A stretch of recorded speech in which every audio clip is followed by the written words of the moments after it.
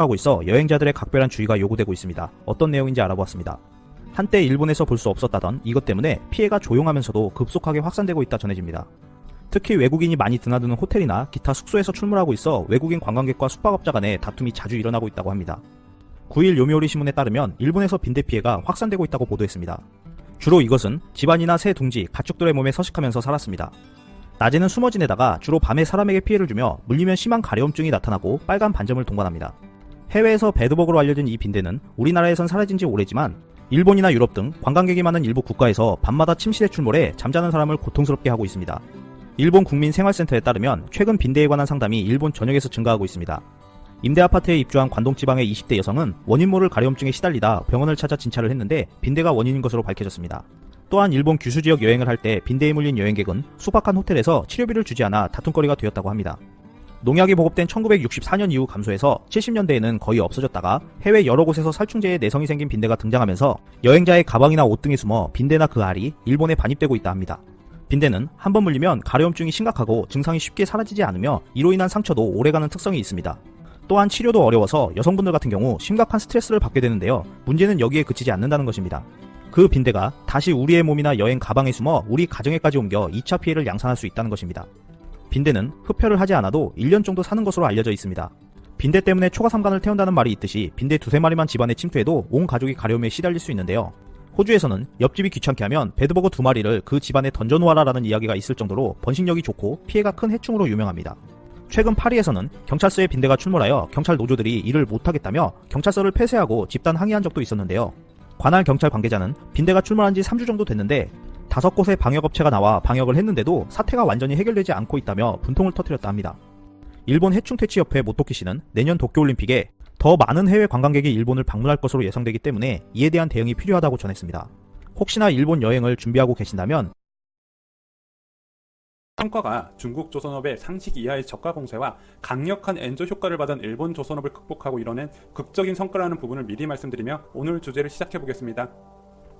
산업통상자원부는 8일 발표한 8월 조선업 수주 실적 및 고용 동향에서 지난달 전 세계 선박 발주 중 73.5%에 달하는 물량을 국내 조선업이 수주했다고 밝혔습니다. 이는 4개월 연속 세계 최대 수주량입니다. 2012년부터 6년간 세계 선박 시장 1위를 기록한 중국 조선업은 26만 CGT로 23.5%를 차지했으며 일본 조선업의 수주량은 없었습니다. 이로써 1월부터 8월까지 수주량 기준으로 한국은 세계 전체 발주량의 34.9%인 464만 CGT를 수주해 중국 502만 CGT에 이어 2위를 기록했습니다. 하지만 수주의 질을 보면 중국 조선소와의 차이가 극명하게 나타납니다. 우선 한국조선업은 부가가치 선종인 LNG 운반선, 초대형 원유 운반선 등에서 압도적인 경쟁 우위를 보여주기 때문입니다. 올해 8월까지 LNG 운반선의 90%, 초대형 원유 운반선은 17척 중 10척을 대한민국이 수주를 했습니다. 이는 중국, 일본 선주가 자국 조선소에서 발주한 물량을 제외하면 전 세계 선주의 발주 물량을 모두 가져온 것으로 이미 전 세계의 선주들에게 고성능 선박은 한국 조선소가 최고라는 인식이 널리 퍼진 것입니다. 재작년부터 중국이 저가 수주했던 LNG선에서 치명적인 결함이 잇따라 발생하면서 국제적으로 중국 조선소에 대한 신뢰가 크게 낮아진 상태입니다. 특히 작년에 중국 선사 코스코와 석유화학 기업 시노펙이 공동 발주하고 중국 후동중화조선이 건조한 글래스스토너가 고장 수리를 반복하다가 건조 2년 만에 폐선한 일이 발생하면서 고부가가치 선박은 한국 조선소에만 맡길 수 있다는 인식이 널리 퍼진 상황입니다. 이 후동중화조선은 중국 조선소에서 유일하게 대형 LNG선을 건조한 경험이 있는 대형 조선소임에도 불구하고 이런 사건이 발생하여 중국 조선소에 대한 신뢰는 회복 불가능한 수준까지 떨어진 상태입니다. 이런 분위기에서 중국 에너지 국영기업 역시 한국 조선소에 LNG 운반선을 발주할 거란 전망이 나오고 있습니다. 지난 3월 17일 월스트리트 저널은 중국 국영 석유기업 시노펙이 미국 LNG 기업 체니에르로부터 20년간 20조 5천억 원 규모의 미국산 LNG를 수입하는 방안을 추진 중인데 이 과정에서 필요한 10척 이상의 LNG 운반선을 중국 조선소에 발주 넣지 못할 거란 전망까지 나오고 있는 상황입니다. 중국 조선소들은 자국 선주들에게도 외면을 받는 상황입니다. 또한 세계 1위를 기록하는 중국 조선업의 수주 잔량 대부분이 4000TEU급 미만 중소형 컨테이너선으로 기술력이 크게 중요하지 않아 중국의 저가 공세가 먹히는 부분이지만 조선소의 실적에는 큰 도움이 안 되는 상품으로 중국 조선소는 높은 부채와 실적 악화로 계속해서 구조조정을 진행하는 중입니다. 더욱 심각한 곳은 바로 일본 조선업입니다. 한국 조선소의 기술력에서 크게 밀렸고 중국 조선소의 저가 공세의 경쟁력을 갖추지 못하면서 작년 6월 조선사업 철수를 발표했던 미쓰비시 중공업과 카와사키 중공업이 화제가 해체가 되었습니다. 이로써 일본의 5대 조선업체 가운데 이마바리 조선소와 JMU 조선소만이 남게 되었습니다. 하지만 일본 조선업계의 상황은 앞으로도 계속 어두울 것으로 전망되는데 남은 조선소 역시 생존이 불투명한 상황입니다. 대한민국도 얼마 전에 업계 1위 현대중공업과 업계 2위 대우조선해양의 합병이 결정되었는데요. 업계에서는 이 합병으로 그동안 빅3 체제로 제살 깎아먹기식의 과도한 경쟁이 크게 줄어들면서 국내 조선업체의 수익성 부분이 많이 개선될 것으로 전망했습니다.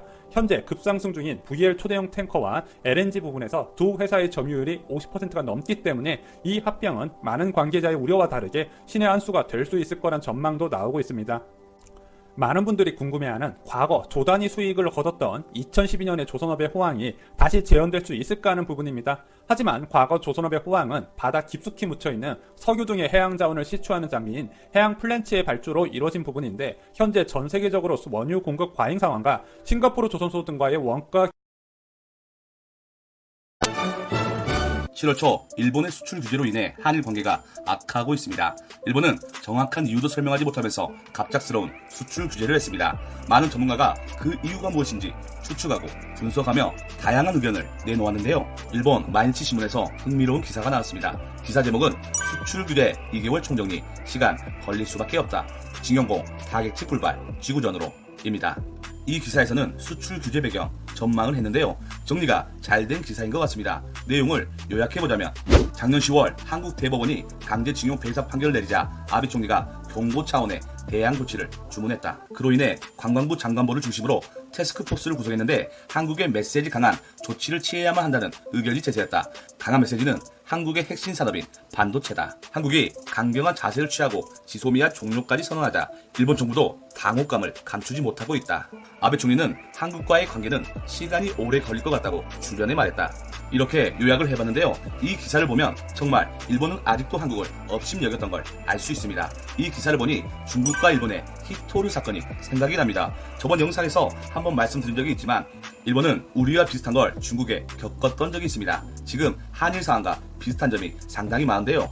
중국인 선장이 센카쿠 열도에 5성 홍기를 꽂을 생각으로 항해 중 일본 순시선과 충돌해 체포되는 사건이 있었습니다. 그 당시 중국에서는 중국인 선장을 석방 안 하며 일본 제품 불매 운동이 일어나는 등 반일이 최정점에 달할 때였습니다. 그때 중국은 히토류 카드를 꺼냅니다. 히토류는 일본 제조업에서 빠질 수 없는 소재였는데요. 그 카드를 꺼내자 일본은 즉각 중국인 선장을 석방하며 중국에 백기를 들었습니다. 자세한 내용은 마지막 부분에 올려놓을 테니 클릭하셔서 보시면 됩니다. 아무튼 지금 한일 상황과 너무 비슷하지 않습니까? 일본은 자신들이 그랬던 것처럼 한국이 한 번에 단시간에 백기를 들 것으로 예상을 한 것입니다. 기사 내용의 핵심은 이 부분인 것 같습니다. 출구 전략. 출구 전략은 한마디로 목표가 달성된 후 또는 실패에 따른 손실을 줄이기 위해 현재 상황을 벗어나는 수단인데 미리 출구 전략까지 모색했다는 건 한국에 경고 메시지만 주고 빠져나오겠다는 전략을 짠 것입니다. 그 말은 즉 장기전이 될수록 일본 기업도 큰 피해를 볼 걸 알고 있었기 때문입니다. 하지만 지금 상황이 어떻습니까? 땡큐 아베 라는 소리를 들을 정도로 대한민국 국민을 단합을 시켜줬습니다. 우리가 잠시 잊고 있었던 일본을 상기시켜줬습니다. 모든 게 자신들의 뜻대로 되는 게 하나도 없습니다. 이제 와서 수출 규제를 풀 명분도 없습니다. 일본 국민들에게 할 말이 없는 겁니다. 한마디로 일본은 진, 퇴, 양, 난에 빠진 것입니다. 어차피 한 번은 겪어야 할 일이었습니다. 차라리 잘 된 걸지도 모릅니다. 이번 수출 규제로 인해 한국은 많은 걸 잃었지만 더 많은 걸 얻은 걸지도 모르겠습니다. 저는 대한민국 국민이라는 게 너무나 자랑스럽습니다. 일본에 맞서 행동하는 국민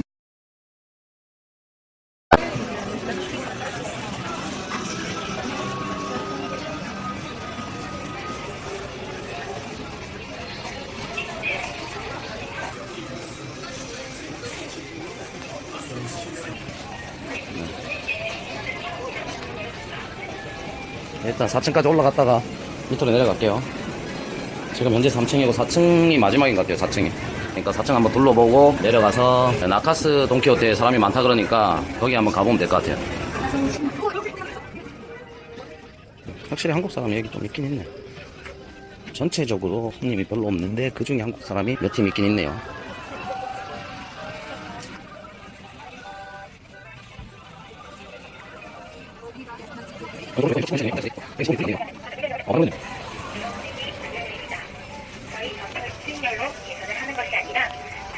아 근데 한국말은 나오네요. 일단 돈키호테에서. 근데 한국인들이 전체적으로 손님이 없어요. 근데 손님이 간간히 보이긴 한데 한국 분들도 없진 않은 것 같은데요. 일단은 돈키호테 오니까 또 사람이 보이네. 여기가 끝이에요. 여기가 5층인가요? 네, 5층이 딱 끝이네.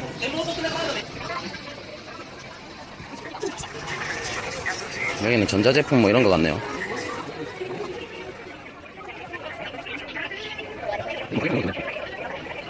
사람 자체가 그렇게 많이 있진 않고요. 그리고 층에 뭐 한 팀 정도는 한국인들이 보이긴 한데 그렇게 막 와가지고 물건을 사고 하는 것 같진 않고, 또 요즘에는 이제 단체 손님이 많이 줄었다고 하니까 아마도 이런 데는 가격이 좀 있지 않을까라는 생각을 해보면서 일단은 내려가도록 할게요. 근데 좀 보면 계산대가 보통 그게 메인이니까 계산대 이렇게 보면 사람이 그렇게 많이 없어요. 보시죠. 여기가 이제 텐진 돈키호테였고요. 저희들은 이제 걸어서 나카스의 돈키호테로 가보도록 하겠습니다.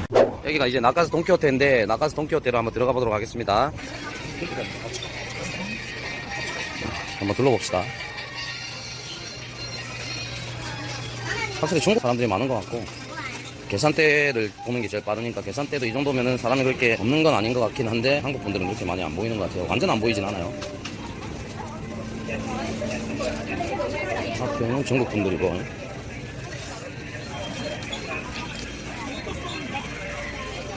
확실히 아까 텐진보다는 한국인처럼 보이는 사람들이 조금 많이 보이긴 하네요. 확실히 좀 보이긴 보이네. 근데 예전에 우리가 뭐 돈키호테 같은 데 가면 한국 사람 진짜 엄청 많았던 그 정도는 아닌 것 같고요. 뭐 없진 않아요. 그리고 제가 계속 방송에서도 아까 생방송에서도 얘기를 했는데 제가 계속 얘기를 하는 게 그 취지가 뭐였냐면 이제 한국 관광객들이 완전 줄진 않고 그래도 예전보다 엄청 많이 줄었으니까 그 부분을 보시라고 지금 계속 말씀드리는 게, 완전 제로일 순 없잖아요. 그래도 예전에 관광이 엄청 활발할 때 그리고 뭐 수출 규제 그다음 불매운동이 일어나기 전보다는 많이 줄었다라는 걸 보여드리기 위해서 이렇게 움직이고 있는데, 이렇게 해서 또 위쪽으로 한번 올라가 볼게요. 여기 보시면 계산대거든요. 그러니까 전체적으로 사람이 그렇게 없는 건 아니에요.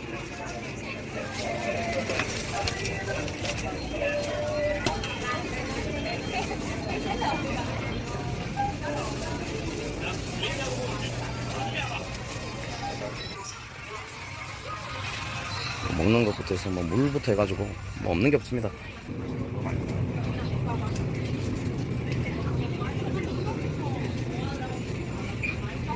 여기는 일본 식품 코너 같네요.